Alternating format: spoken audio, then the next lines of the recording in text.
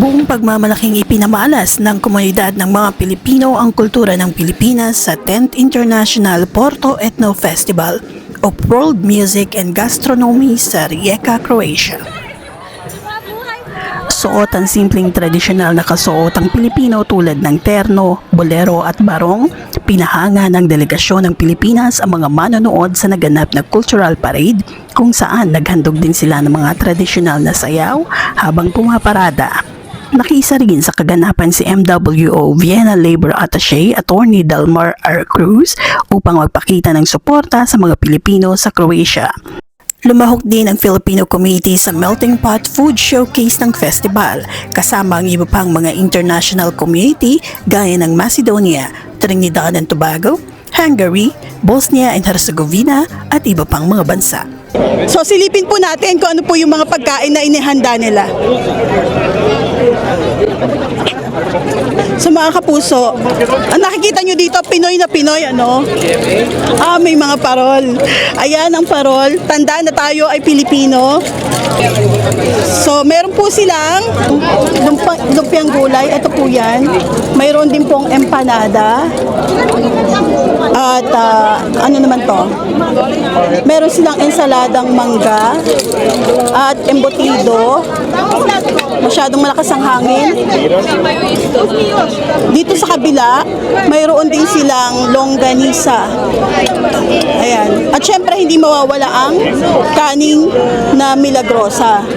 Pandan pancake. Pandan pancake. At saka syempre puto. Meron din doong gulaman, sago, at syempre hindi mawawala ang maha blanca.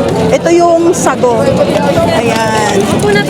Ang mga kilalang putahe naman sa Pilipinas kabilang ang lumpia, empanada, embutido, longganisa na may kasamang kanin, puto at iba pang mga pagkaing Pinoy na dinagsa ng maraming lokal na mamamayan at mga dayuhang bisita. Ayon kay Sheila Sabo, isa sa nag-organize ng Filipino Melting Pot, ito na ang ikalimang pagkakataon na lumahok sa naturang festival ang komunidad ng mga Pilipino dito sa Rijeka. Pang-5 beses at ito lang yung unang-unang may nag-represent ng sayaw sa Pilipinas. So, sobrang saya at saka excited yung mga local dito kasi kakaiba yung representation natin. Sa pagkain naman, naghahanda kami iba-iba every year. Tapos maraming Pilipino ang dumalo rito ngayon. Yung talagang paano yung mga tao nag-embrace sa pagkain Pinoy, tumatak sa akin is yung ibahagi ba yung ating pagkain, ating kultura sa yung nandito kasi hindi naman nila ma-experience yon liban lang sa ganitong event. Tampok din sa okasyon ng mga katutubong sayaw ng Pilipinas tulad ng Kapamalong-Malong, Karagan Dance, Ifugao Dance at Kuradang de Bohol na umani ng malalakas na palakpakan mula sa mga audience.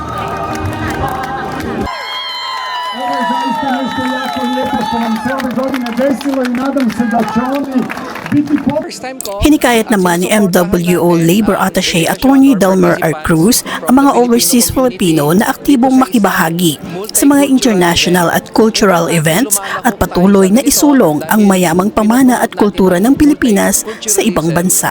Yeah, this is for the promotion of multiculturalism and to cultivate better relations with the host countries, Croatia, and other diaspora communities.